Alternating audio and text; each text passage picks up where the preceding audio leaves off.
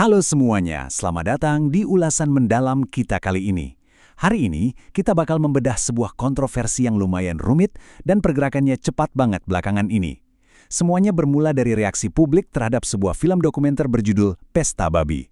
Nah, ulasan kita ini bukan sekedar bahas soal filmnya ya, tapi lebih ke analisis soal hak asasi, masalah persetujuan, dan tentunya pertarungan narasi yang terjadi.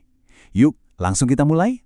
Coba kalian pikirin deh, gimana ceritanya bintang utama sebuah dokumenter tiba-tiba muncul dan malah berbalik melawan filmnya sendiri. Pertanyaan ini benar-benar bikin internet terbelah dua beberapa hari terakhir. Di satu sisi, filmnya viral karena punya pesan yang sangat kuat. Tapi di sisi lain, tokoh utamanya bikin kejutan besar dengan mengutuk kemunculannya sendiri di film itu. Kok bisa gitu? Mari kita urai benang kusutnya pelan-pelan.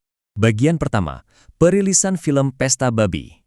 Biar kebayang gimana cepatnya situasi ini berbalik, coba kita runut waktunya sebentar. Pengambilan gambar awalnya dimulai bulan April 2026. Terus, film ini butuh waktu cukup panjang sampai akhirnya rilis resmi secara daring pada 22 Mei 2026. Tapi, bayangin aja, cuma selang 2 hari, tepatnya tanggal 24 Mei, tiba-tiba muncul video klarifikasi dari bintang utamanya yang langsung viral. Bayangkan, karya yang dibangun bertahun-tahun langsung dihantam badai kontroversi cuma dalam waktu 48 jam. Sebelum kita masuk lebih dalam, kita harus paham dulu konteks filmnya.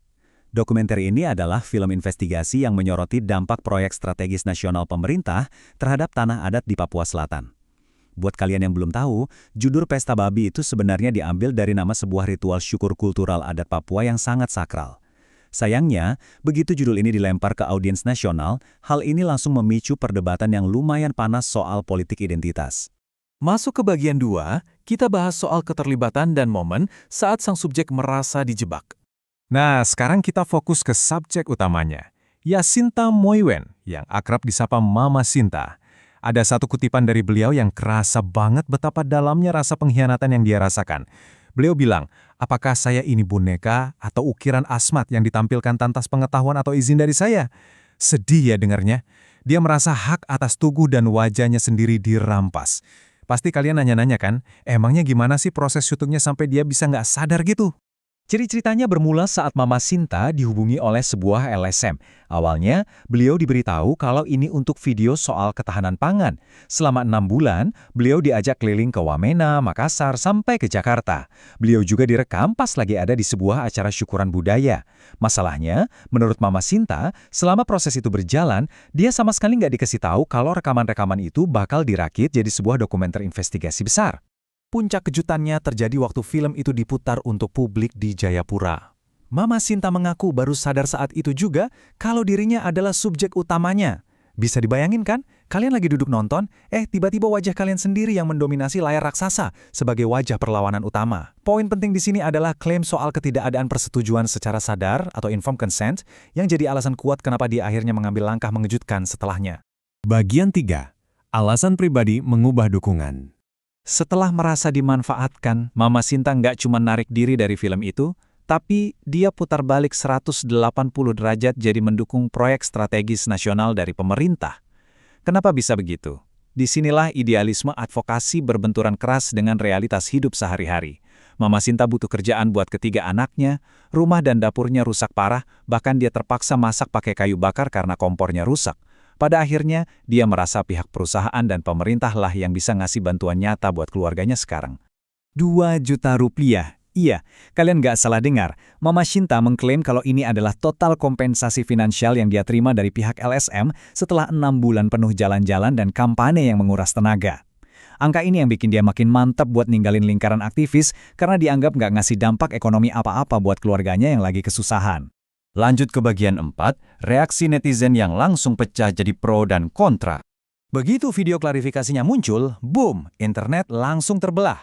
Lucu ya, satu video yang sama tapi bisa ditarik kesimpulan yang sangat bertolak belakang. Di kubu pertama, mereka membela Mama Sinta, merasa dia dieksploitasi oleh pembuat film dan LSM, serta menghargai haknya untuk mendukung siapapun. Tapi di kubu kedua, mereka yang pro film justru sangat curiga kalau video klarifikasi itu adalah hasil dari intimidasi dan paksaan tingkat tinggi. Kubu yang curiga ini bukan tanpa alasan loh. Ada beberapa hal ganjil yang mereka perhatikan dari video viral tersebut. Mereka nyatet kalau Mama Sinta kelihatan kaku dan tegang banget. Terus suara pewawancara di balik kamera kedengaran agak agresif, sampai salah nyebutin judul filmnya segala. Nggak cuma itu, tatapan Mama Sinta kayak diarahkan ke satu titik tertentu. Dan yang paling bikin heboh, sempat bocor foto sebelum wawancara di mana dia kelihatan pegang segepok uang tunai. Wah, spekulasi langsung liar kemana-mana. Berbagai kejanggalan ini sampai bikin aktivis HAM Ruth Self-Bosawer ikut angkat bicara. Dia dengan tegas menduga kalau ada intervensi aparat yang sangat masif di balik video itu.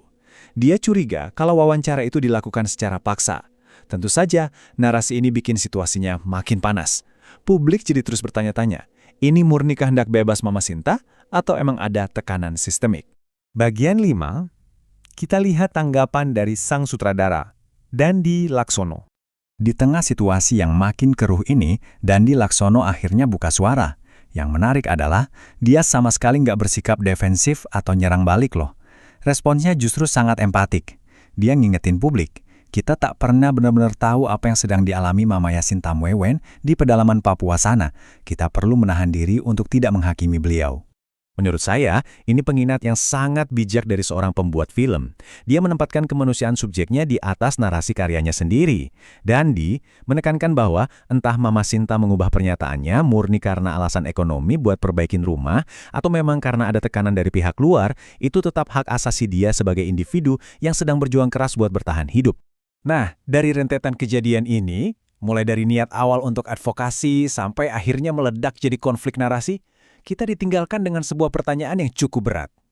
Kalau sebuah cerita bisa dengan mudah diklaim, dibantah, dan diperebutkan oleh begitu banyak pihak yang punya kepentingan, lalu siapa dong yang sebenarnya benar-benar mewakili suara masyarakat marginal? Apakah kita sungguh-sungguh mendengarkan mereka?